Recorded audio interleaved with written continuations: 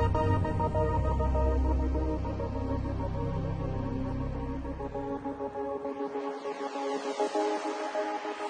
objetivo de esta presentación es contaros un poco lo que estamos haciendo en el proyecto Cardón 4 para Repsol y para Eni, de la construcción de 3 plataformas offshore en Venezuela.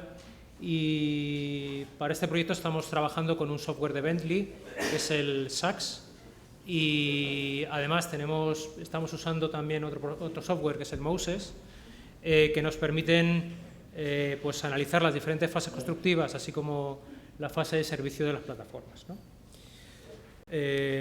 Bueno, el índice de la presentación es un poco descripción del proyecto,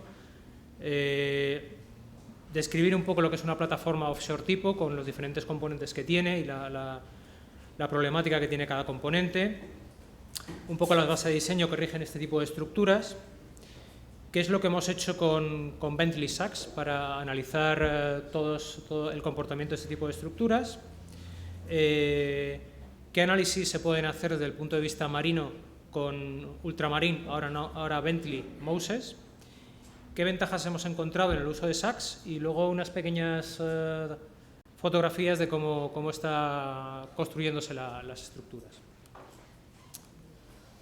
Bueno, el bloque de Cardón se localiza en Venezuela, en la zona norte de Venezuela. Ahí veis en la península de Cardón. La península de Cardón está ahí arriba. Si hacemos un zoom en esa zona, pues ahí tenemos la península de Cardón. En la zona inferior de la península de Cardón hay una gran refinería, que dicen que es de las refinerías más grandes que hay en Hispanoamérica. Y el proyecto trata de extraer gas de esa zona de Punta Cardón, de la parte delantera de Punta Cardón, a través de un pipeline que veis ahí marcado en rojo, que va en el fondo marino. Son 80 kilómetros aproximadamente de pipeline, y 4 plataformas offshore que están situadas como unos 40 metros de la costa. ¿De acuerdo? La producción estimada es, inicialmente se plantean 3 plataformas, que en el primer año y medio sacarán 5 pozos con una producción de unos 8 metros cúbicos por día, millones de metros cúbicos por día de gas. A medio plazo, estamos hablando de unos 5 años, se van a poner en funcionamiento 18 pozos, y la ampliación futura es una plataforma adicional que dará una producción total de unos 33 millones de metros cúbicos por día de gas. El esquema de funcionamiento de las plataformas es como se muestra ahí en la imagen. Hay una plataforma principal, que es la PP1, que es la plataforma donde va toda la producción, y que le suministra producción tanto la plataforma satélite 2 como la 3 en un primer momento, ¿de acuerdo? Entonces, toda la producción va a través de un pipeline que veis ahí de 14 pulgadas, que se centraliza en la plataforma principal y emite a la costa un pipeline que se llama Export Pipeline de 30 pulgadas de diámetro, y que es el cable de pipeline el tendido de pipeline que habéis visto, que tiene unos 80 kilómetros de longitud, ¿de acuerdo? En el futuro se prevé una plataforma 4 en torno a 5 años, y de nuevo pues vendrá sirviendo de nuevo a la plataforma principal y esta a su vez a costa. La propiedad de Cardón 4 es 50% Repsol, 50% Eni. Eni es la empresa petrolífera estatal italiana, y 50% Repsol. Los derechos en 35% de beneficio los tiene PDVSA, de manera que el 35% del beneficio de esta compañía pues acaban revirtiendo en la propia Venezuela. Como contractors, pues hay 2 EPCs. El primer EPC es el pipeline y la infraestructura offshore, es decir, donde llega todo el gas, que es Saipem, que es la ingeniería de Eni, es un EPC. Y el segundo EPC son las estructuras offshore en sí, que está dividido. En la parte izquierda lo lleva Técnicas Reunidas, la UTEPERLA, que está formada por Initec Plantas Industriales, que es la que proporciona toda la ingeniería y la mayor parte de la construcción, y Técnicas Reunidas, que está al 30% como tal. Initec Plantas Industriales en realidad pertenece al grupo Técnicas Reunidas. Y luego la instalación de las 3 plataformas, que lo realiza Saipem como subcontratado de instalación específico por la capacidad de grúas y trabajo marino. Luego veremos las grúas que tienen disponibles. Dentro del dentro del proyecto, pues voy a usar estas diapositivas para presentar más o menos lo que contienen las plataformas, ¿de acuerdo? Lo que veis ahí es una maqueta electrónica, una maqueta 3D, con un BIM como los que habéis visto, en el cual pues, se modela absolutamente todo, pues veis desde el helipuerto, el barco de ayuda, el muelle, toda la tubería, todos los equipos. Es una maqueta electrónica que en campo industrial estamos acostumbrados a manejar. En este caso está hecha en PDS y me sirve para mostraros más o menos lo que vemos por encima del agua. Tenemos un helipuerto, como veis todas las unidades están en unidades imperiales por exigencia del cliente. Tenemos un helipuerto, debajo del helipuerto tenemos la cubierta principal que sirve básicamente para tema de mantenimiento, de perforación, etcétera. Debajo de la cubierta principal tenemos una cubierta sótano donde se almacenan todos los equipos, ¿de acuerdo? Todos los equipos de producción, almacenamiento y bombeo a la costa. Debajo del sótano tenemos una cubierta subsótano, que veis ahí que no cubre la totalidad de la planta y que tiene equipos de bombeo, tiene equipos de filtrado de aguas residuales, etcétera. Y sobre la cara superior justo casi lindando con el nivel de agua, tenemos el splash deck, que es una zona que puede estar inundada por el agua, y un poquito más abajo el muelle donde pueden llegar los barcos de aprovisionamiento. Si quitamos el nivel de mar, lo que podemos ver es por completo la estructura. La estructura tradicionalmente en este tipo de estructura se divide en topsides, que son la parte que vemos, es decir, la parte superior, los niveles, los decks, y jacket, que es en realidad la infraestructura o la subestructura que está soportando los niveles o cubiertas que vemos desde arriba. Dentro de la jacket, que es lo que no se ve, lo que está oculto normalmente por el nivel del agua, vemos en primer lugar los tubos J. Son tubos que se llaman J porque en realidad al final están curvados y lo que toman es energía eléctrica. La que da son los tubos que permiten la entrada de energía eléctrica, de una señal de fibra óptica, es decir, toda la comunicación de la plataforma, tanto entre plataformas como a la costa, van a través de esos tubos. Tenemos el Sport Riser, que es el tubo de 30 pulgadas que da comunicación a la costa, por donde fluye todo el gas del conjunto de las tres plataformas a la costa.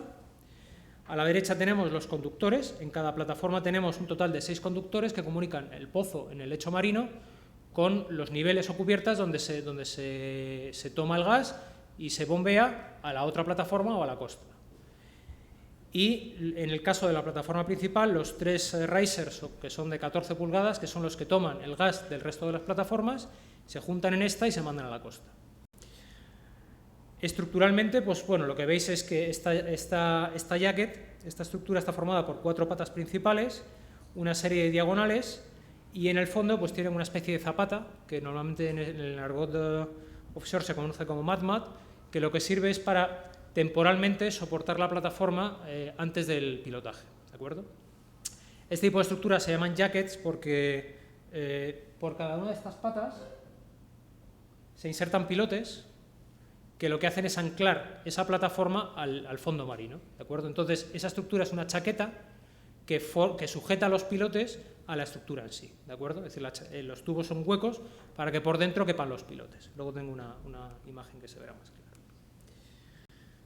Estas plataformas son no tripuladas, eso desde el punto de vista del diseño no voy a entrar, es importante porque te exige unos requisitos pues, de habitabilidad, de seguridad frente a incendio, una serie de detalles que te permiten aliviar mucho la carga de instalaciones y por lo tanto bueno, pues no requieren de esos aditamentos para si fueran tripuladas y si tuvieran gente viviendo dentro, ¿de acuerdo? Está previsto, hay un pequeño módulo habitacional que está previsto que bueno, por cuestiones de emergencia o por clima o lo que sea puede haber unas personas viviendo unos días, pero en principio están pensadas como no tripuladas, es totalmente dirigido desde costa. La vida útil del pozo es de unos 30 años, ¿de acuerdo? Que sería importante para luego los cálculos de fatiga. El código de diseño es un código americano, el código API-RP, que es de la industria americana, y en este caso está basado en tensiones admisibles, pero es un código que bueno, no cubre muchos aspectos de detalle, entonces pues, normalmente se recurre a normas europeas, que sobre todo las normas danesas, las DNV, que tienen más aspectos de diseño de vibraciones por desprendimiento de vórtices, de fenómenos de flameo, es decir, detalles que no tienen en cuenta las normas americanas. Los códigos de soldadura es la WS, que también es americana. Y además de estos códigos de diseño generales de cómo se debe comportar la estructura, pues tanto el instalador, que es Saipem en este caso, tiene una serie de códigos adicionales que hay que cumplir, pues para poder cumplir con sus heavy lift vessel, con sus barcazas de izado o con sus sistemas de instalación. Y además hay una serie de códigos internacionales, como son los de Nobel Denton, que te exigen aceleraciones mínimas de transporte, condiciones de flotabilidad mínimas y que también hay que cumplir. ¿De acuerdo? Esto sería más o menos una descripción de lo que es el proyecto en sí. Entonces ahora voy a comentar todo el trabajo que hemos desarrollado con SACS, con Bentley SACS, para diseñar, optimizar y hacer operables estas estructuras.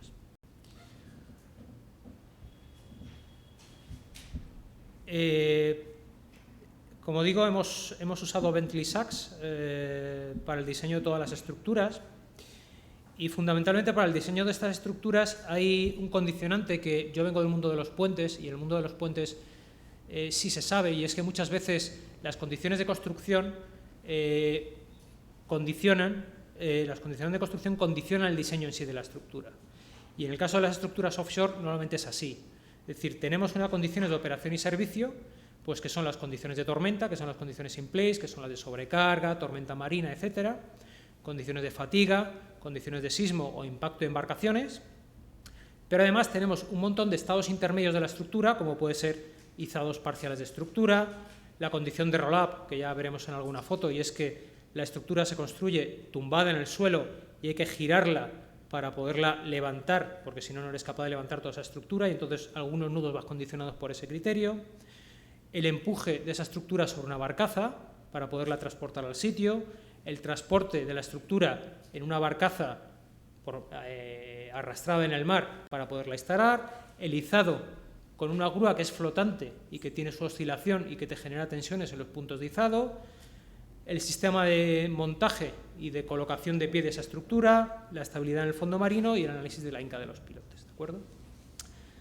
Todos estos diferentes estudios se pueden hacer con SACS, que está preparado para, a partir de un modelo tipo de estructura, ir dividiendo la estructura y empleando diferentes módulos para analizar cada una de las fases por las que pasa la estructura, ¿de acuerdo? Bueno, el primer análisis con el que se parte es con el análisis de tormenta, ¿vale? El análisis in place, el análisis de la estructura en servicio. Básicamente lo que se construye es un modelo como el que veis, es el modelo de cálculo, en el cual veis identificado prácticamente todos los elementos que he comentado antes. Veis los conductores que vienen del fondo del lecho marino. Veis los conductores por aquí. Aquí veis el sport riser, veis los dos J-tubes, veis también los 3 risers que vienen de la otra plataforma. Veis también modelado las zapatas o el mat sobre el que se apoya en el fondo marino temporalmente. Veis que también se ha modelado el muelle y se ha modelado cada uno de los niveles hasta, bueno, pues la flare, ¿no? Puntos importantes que hay que tener en cuenta a la hora de modelar. Bueno, lo normal es que en estos puntos donde se cruzan dos tubos, uno de los tubos incide sobre el otro. Normalmente un tubo pasa y el otro hay que cortarlo. Entonces, eso condiciona el diseño de apunzonamiento del nudo. Normalmente ese nudo va reforzado, por lo cual es importante tener un software que nos permita reforzar localmente ese nudo sin tener que modelar un nudo antes y un nudo después y cambiar de sección, sino que el propio software nos permite decir, bueno, de aquí a aquí es esta sección y ponemos una sección de refuerzo. También vemos que estas dos patas están ligeramente inclinadas, con lo cual tenemos que tener un software capaz de interpolar puntos en un plano inclinado definido por puntos. Normalmente si modeláis en estructuras, por ejemplo en el programa que puede ser STAD, las coordenadas del nudo las tenéis que indicar. Si tienes una recta en el espacio y tienes que prolongar un punto tantos metros, tienes que calcularte a mano cuáles son las coordenadas del punto en X y Z y darle cuáles son las coordenadas del punto. Mediante SACS podemos decirle, bueno, pues sigue esta alineación tantos metros adelante y él solo calcula las coordenadas, porque está pensado fundamentalmente para barras que están inclinadas en el espacio, como son este tipo de estructuras, ¿no? Otro punto importante, por ejemplo, son las longitudes de pandeo. Si consideramos ese nudo, por ejemplo, Si dos de las barras están en tensión, podemos garantizar que la longitud de pandeo de las otras dos barras que están en compresión es la mitad. Los que seáis estructurales más o menos lo comprendéis. Pero si las 4 barras están en compresión, la longitud de pandeo es el doble. ¿De acuerdo? Entonces, SACS permite identificar en cada nudo cuáles son los nudos, cuáles son las barras que acometen, saber si están todas en tracción o algunas en tracción y otras en compresión, y asignarles longitudes de pandeo diferentes, lo cual es notablemente importante a la hora de dimensionar los nudos. Eso en cuanto a la geometría. En cuanto a las acciones, bueno, pues evidente los pesos propios y las cargas verticales. Acción marina, el viento. Es importantísimo poder disponer de un perfil de viento que dependa de la altura de la plataforma, porque estamos hablando de alturas de 40-50 metros sobre el nivel del mar. El oleaje, por supuesto, es imprescindible que el programa pueda generar automáticamente las cargas de olas. Luego veremos cómo se identifican las cargas de olas. El software básicamente lo que usa es la ecuación de Morrison, que depende de la velocidad con la cual impacta la ola y de la aceleración de las partículas. ¿De acuerdo? Entonces hay diferentes teorías de ola que dependen pues, de cómo sea el fondo marino, de cuál sea el periodo del oleaje. Esas ecuaciones van desde muy simples, de la tangente hiperbólica, hasta ecuaciones desarrolladas que son tremendamente complejas y que obtener las aceleraciones o las velocidades son tremendamente pesado. ¿De acuerdo? Entonces es importantísimo que un software te permita calcular automáticamente a partir de la posición en el espacio y de la altura de ola y la corriente las velocidades que tienes para poder aplicar la acción marina. ¿De acuerdo? Por supuesto, tener en cuenta las cargas que vienen de estrés de los equipos o del piping.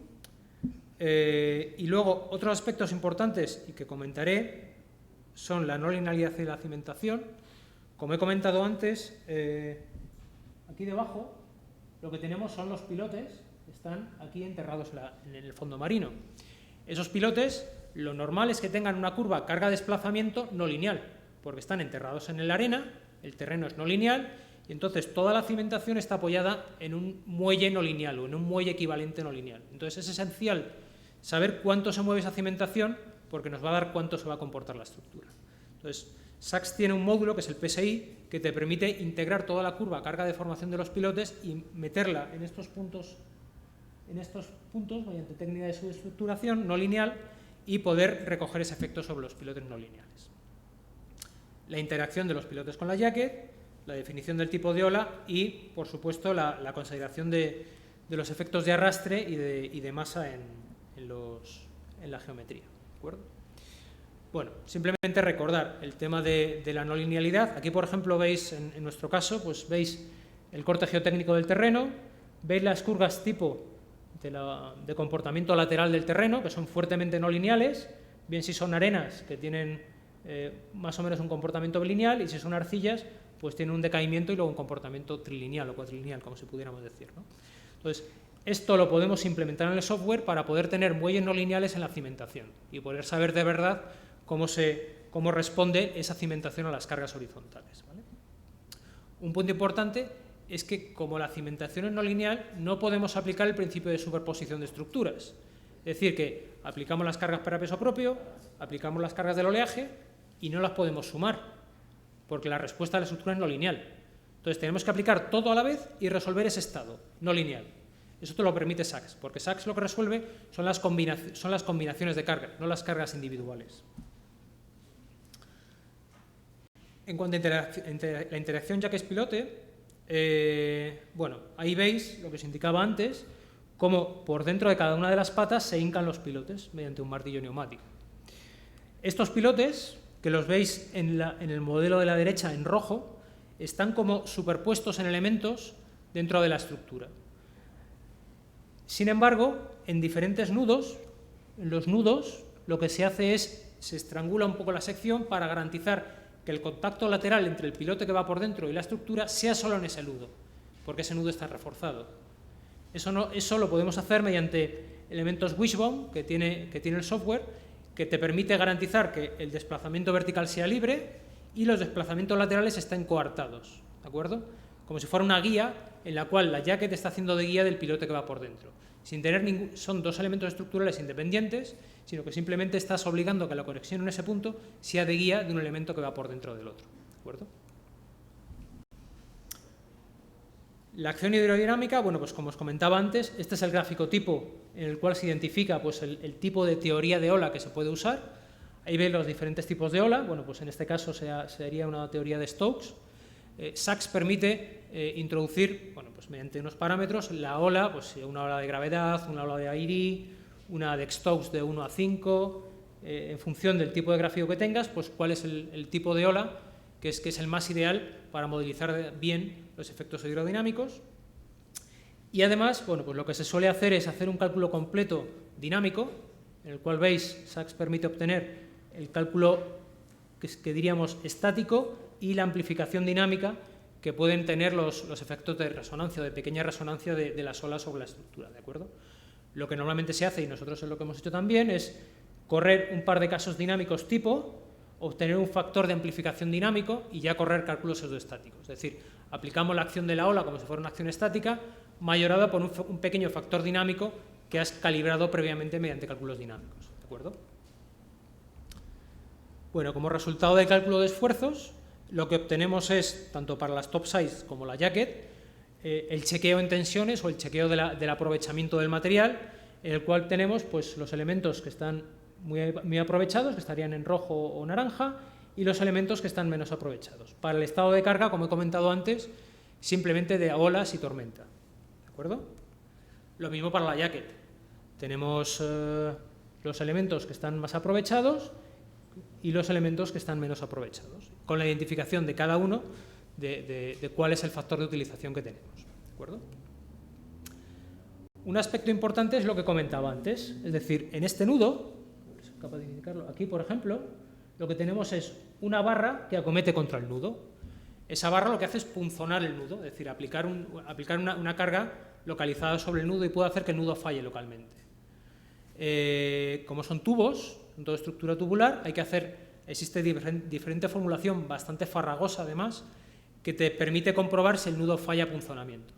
Bueno, Sachs tiene implementada toda la formulación, tanto la formulación americana, la formulación de las normas ISO, la formulación de eurocódigos y la formulación de la DNV. Y permite comprobar, pues, primero permite identificar, y la verdad que bastante inteligentemente, cuál es el nudo que hace de cordón, es decir, sobre qué elementos se aplica la carga, y cuál es el nudo o cuál es el elemento que ejerce la carga, ¿de acuerdo? Y realizar la comprobación para cada una de las combinaciones, lo hace siempre para combinaciones, no lo hace para cargas individuales, hace la comprobación en este caso de acuerdo a la API, ¿de acuerdo? Además, identifica si el nudo tiene solapes, porque la teoría de nudos identifica claramente si el nudo está solapado o los elementos están sueltos entre sí, entonces identifica los solapes y te permite hacer una comprobación individual de los solapes. ¿De acuerdo? El tema sísmico, bueno, pues el tema sísmico normalmente se resuelve con un análisis modal espectral, ¿de acuerdo? Para los que más o menos sepáis ingeniería sísmica, se trata de hallar cuáles son los movimientos tipo de vibración frente a sismo, y frente a esos movimientos tipo, pues entrar en unas tablas como pueden ser estas, que dan las aceleraciones sísmicas máximas esperables, ¿no?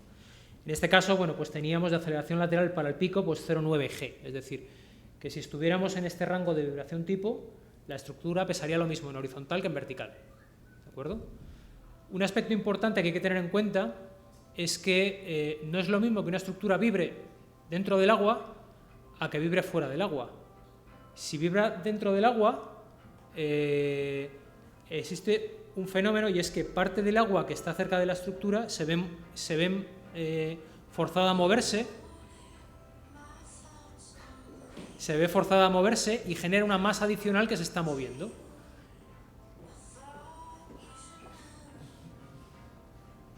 Debe ser un móvil que está sonando por ahí.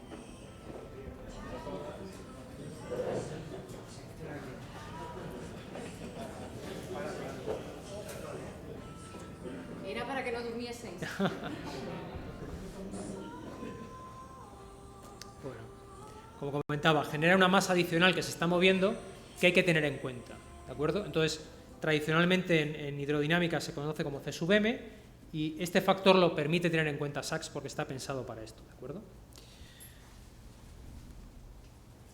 Como he comentado antes, toda todo el cálculo modal espectral está basado en la teoría lineal. Si alguno más o menos es familiar con este tema, pero como he comentado antes, un aspecto importante era que los pilotes son fuertemente no lineales.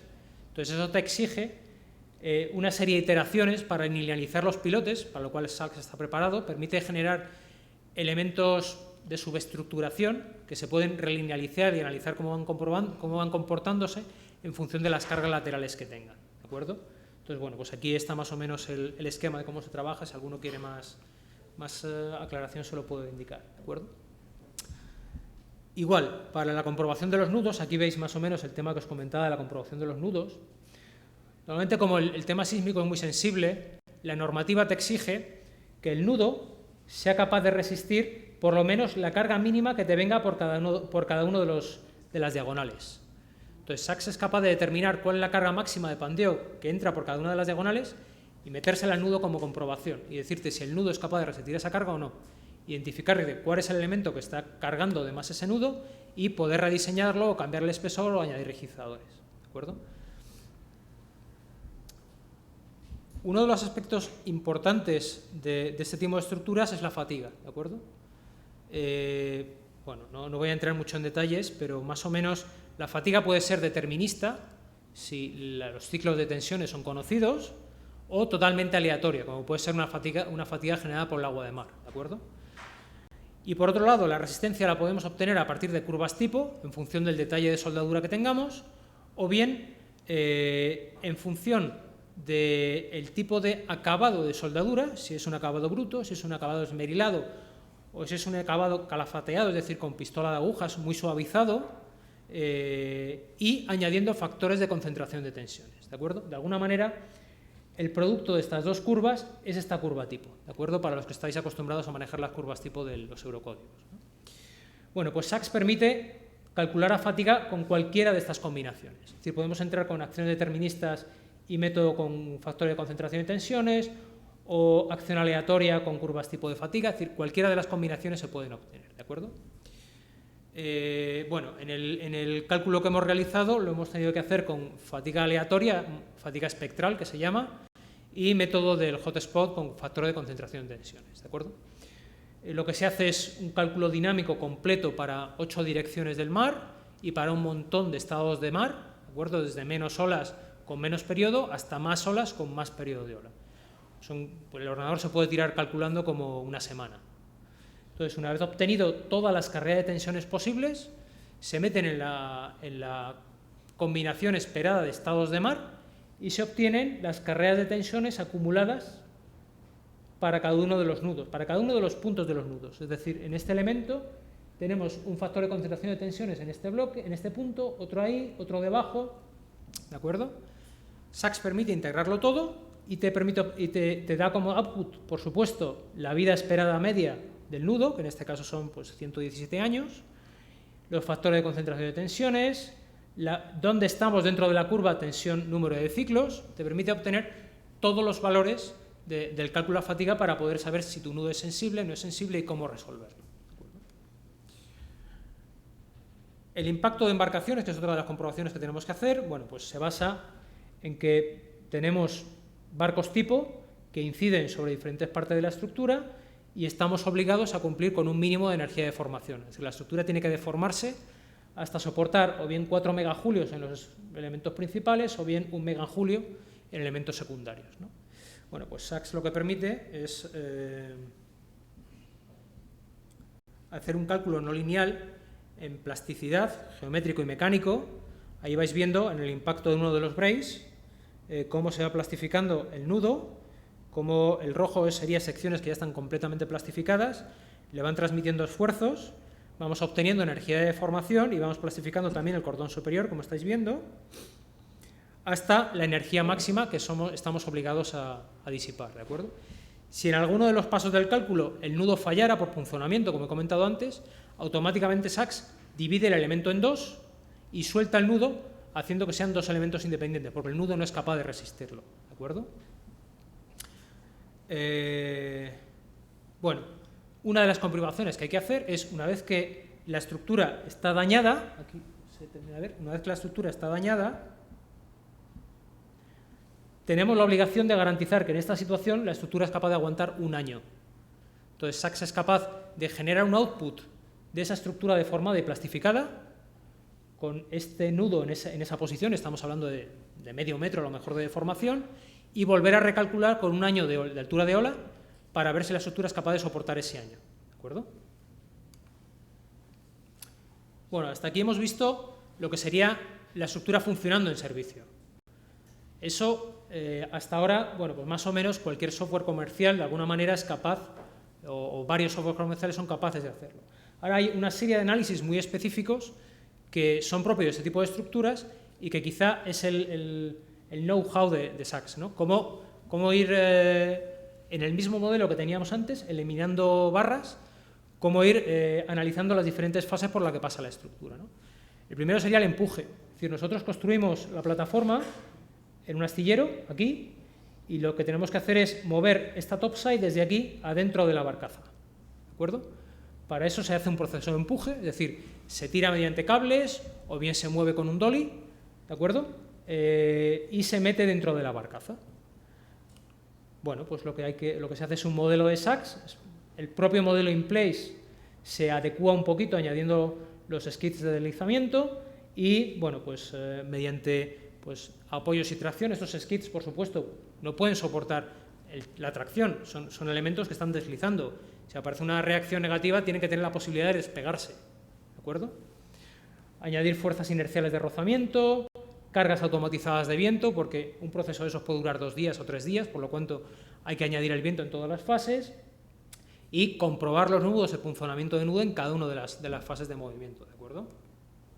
Lo mismo para tanto la topside como la jacket. Aquí veis los modelos que tenemos para la fase de empuje.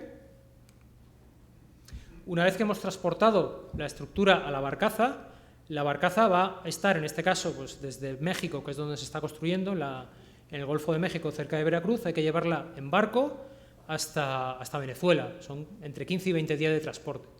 Toda la estructura está aquí arriba y hay que soportarla de alguna manera y anclarla a la barcaza. Para eso lo que diseñamos son elementos estructurales que comúnmente se denominan como sea fastening o amarres marinos, ¿vale? Y que lo que nos permiten es soportar la estructura encima de la barcaza. Es como el que tiene algo encima de la vaca del coche. El coche se mueve y nos genera movimientos arriba, ¿de acuerdo? Bueno, pues aquí tenéis el modelo de SACS que hemos empleado, en el cual veis la estructura principal y en rojo los elementos de sea fastening. Un punto importante, muy importante, es que la estructura es una estructura evolutiva. Lo que hacemos es empujar la estructura sobre la barcaza, es decir, estos soportes no se ven, estos soportes que veíamos antes ya tienen el peso propio de la estructura y solamente para las cargas laterales de aceleración de transporte estos elementos van a empezar a trabajar, ¿de acuerdo? Estos elementos no soportan peso propio de la estructura, solamente cargas laterales de transporte, ¿lo veis? Eso no es fácil que un software normal de cálculo lo tenga en cuenta. Tenemos que decirle, bueno, pues tú considera el estado de peso propio y ahora añade unos elementos nuevos y esos elementos nuevos toman esta carga y ahora junta todas las tensiones y realiza el chequeo automatizado de la estructura, ¿de acuerdo? Eso requiere un poco de input en el modelo, pero es como hay que hacerlo, ¿de acuerdo? Bueno, las cargas que se transmiten pues pueden ser o bien mediante los movimientos de la barcaza, que son el cabeceo, el trimado y el balanceo, o bien mediante las aceleraciones en el centro de gravedad que te puede proporcionar la empresa de transportación, ¿de acuerdo? Bueno, aquí veis también el modelo de sujeción de la topside, ¿no? Y veis que los elementos de sujeción están notablemente sobretensionados. Bueno, no sobretensionados, pero funcionan. Bueno, una vez que tenemos la barcaza ya en su situación, en este caso en Venezuela, lo que tenemos que hacer es tener una heavy lift vessel, es decir, una barcaza que sea capaz de izar cargas. En este caso, en el contrato tenemos la Saipem 3000, que es una barcaza que es capaz de izar 3000 toneladas en el mar, y que en teoría coge la jacket desde aquí y la deja flotando en el medio del mar, ¿de acuerdo? Para eso se hace un análisis de alizado, es decir, en qué condiciones se encuentra la estructura cuando nosotros tiramos de aquí y estamos toda la estructura colgada de estos 4 puntos. Elementos que hay que tener en cuenta, pues grandes desplazamientos, porque la estructura al final la puedes modelar como bloqueada aquí, pero eso no es cierto. La estructura puede pendular un poco y eso lo tienes que permitir y calcular los esfuerzos debidos a los nuevos desplazamientos, tener en cuenta elementos tipo cable y, importantísimo, estas slingas están calculadas para una posición del centro de gravedad, con una cierta tolerancia. Entonces, en todo momento tenemos que saber cuál es el centro de gravedad de la estructura y tener una tolerancia, porque si no, el centro de gravedad se escapa de lo admitido por las slingas, tenemos que o bien quitar peso o bien añadir contrapesos para volverlo a colocar en su sitio. Entonces, es esencial en todo momento saber dónde tenemos el centro de gravedad de la estructura y en todos los outputs saber dónde lo tenemos, ¿de acuerdo? Bueno, ahí tenéis el modelo, en este caso también la Saipem 3000 izando una topside, pues también tenéis el modelo izado de nuestra topside. Tened en cuenta que esta estructura pesa del orden de 1.700 toneladas, solo. Los cables que tenéis ahí son de 25 centímetros de diámetro, más o menos. Un tema en el que estamos trabajando y todavía no hemos llegado a tope, a ver si nos pueden echar una mano la gente de Bentley, es el mallado del nudo. Es decir, de acuerdo, ya hemos hecho la comprobación de los elementos como tales, es decir, de las cargas como barra, pero tenemos que comprobar, pues en este caso, que este nudo, donde va la oreja de izaje, pues no falla, ¿no? Entonces, bueno, lo que hemos hecho en nuestro caso ha sido, a partir de los esfuerzos locales de Sachs, pues introducir un modelo de Abaqus en este caso, en el que, bueno, pues metemos todos los tubos, los rigidizadores, la oreja de tiro y el elemento, pues para comprobar que las tensiones son las adecuadas, ¿no? Bien, una vez que hemos dejado flotando la jacket, debemos comprobar primero que flota de manera estable y que en caso de que se nos hunda, por ejemplo, una pata, pues porque se ha punzonado, porque ha habido un accidente en el transporte, la jacket no se hunde o no gira, no se va al fondo del mar. Y una vez que la tenemos flotando establemente, más o menos, lo que tenemos que hacer es ponerla de pie, porque la grúa no tiene suficiente brazo como para levantarla así y ponerla en el suelo. Lo que tenemos que hacer es darle la vuelta dentro del agua. ¿De acuerdo? Sachs tiene un módulo, que es el módulo de flotación, que lo que permite es ir llenando poco a poco los compartimentos y tirando mediante cables de ciertos puntos para hacer el proceso de appending, es decir, colocar la jacket vertical. En este caso, bueno, pues estas son las fases que tenemos previstas en el proyecto, que es básicamente tirar de ella hacia arriba, una vez que está arriba, abrir las válvulas y llenar todas las patas de agua mediante un robot. Una vez que tenemos todas las patas llenas, llenamos los pequeños tanques de flotación, la dejamos más o menos vertical y ya entonces es cuando la podemos depositar en el fondo. ¿De acuerdo? Para todas estas fases, por supuesto son todas no lineales, con teoría de hilos.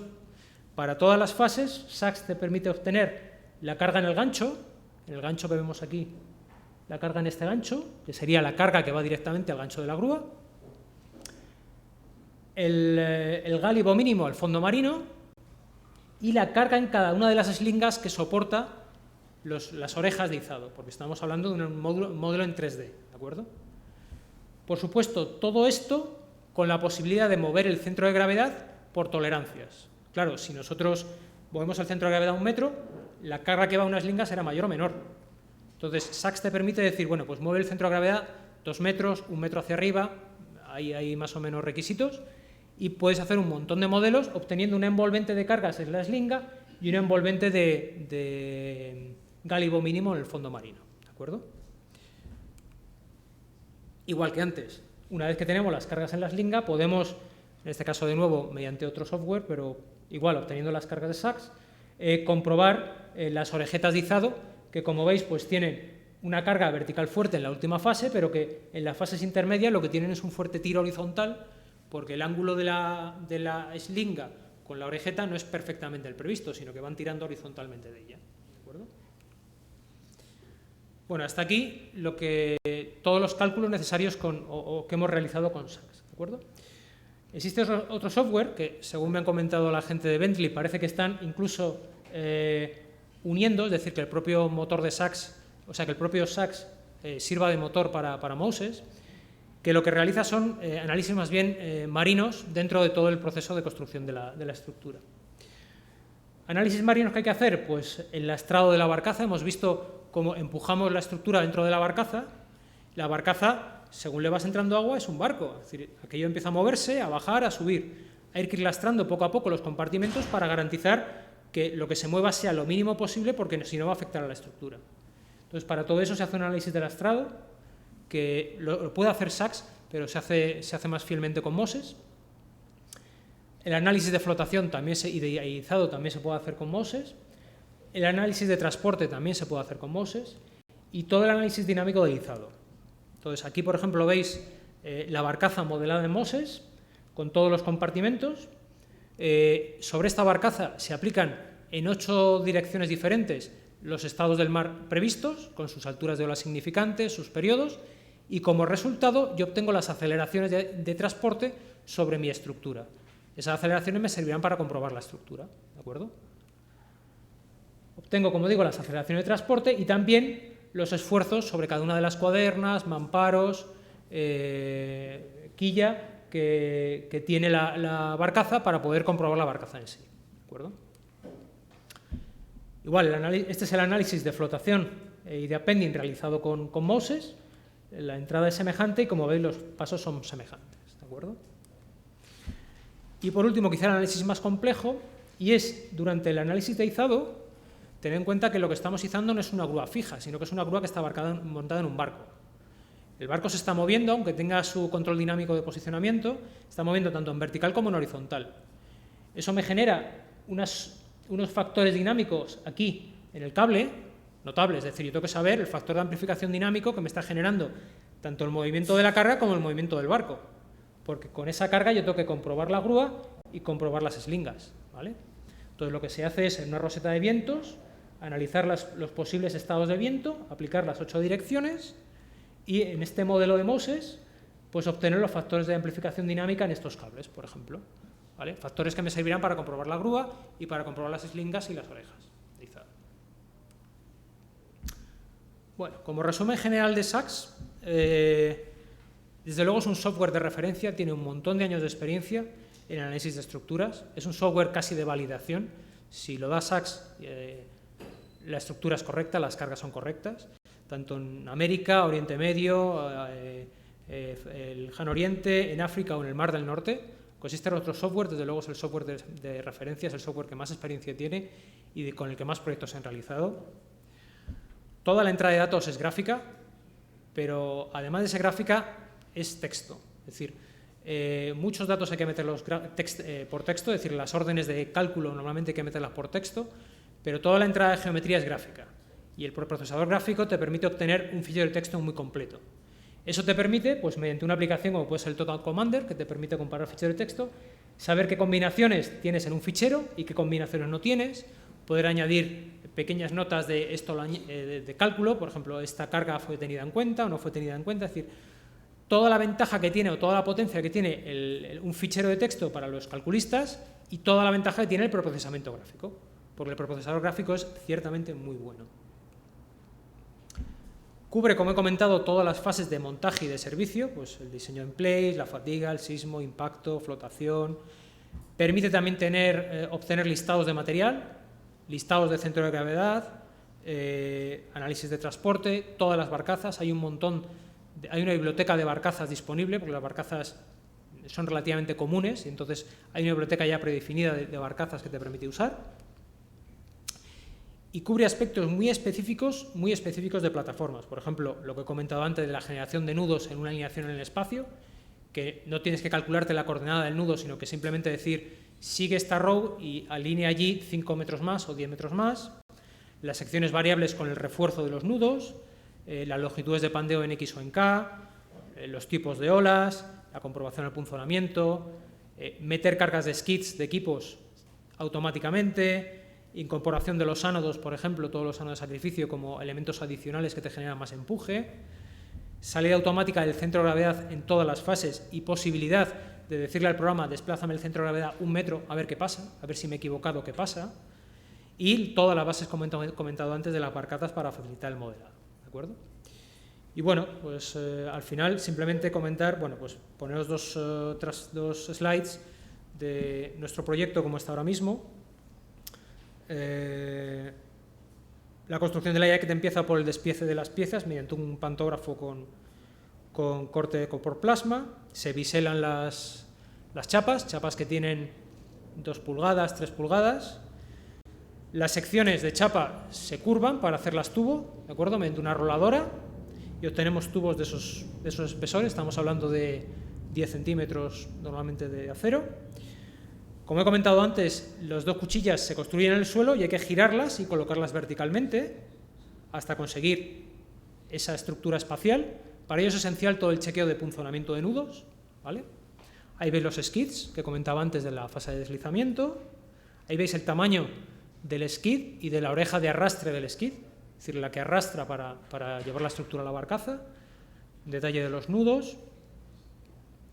Veis que los nudos normalmente están separados entre sí, pero pueden estar solapados, lo cual exige comprobaciones adicionales, ¿vale? Ahí veis acabada la estructura, todos los elementos adicionales.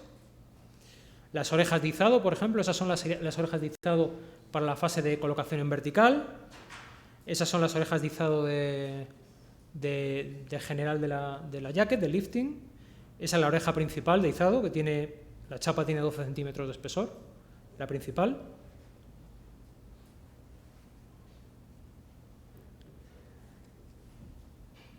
Perdón. Bueno. Esos son los grilletes, el tamaño de los grilletes.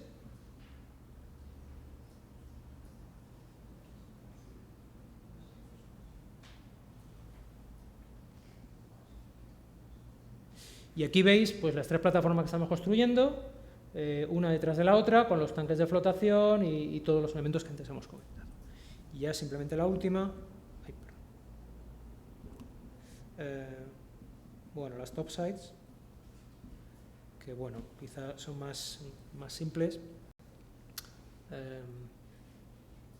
Aquí veis los skids de las topsides, igual se construyen en el suelo.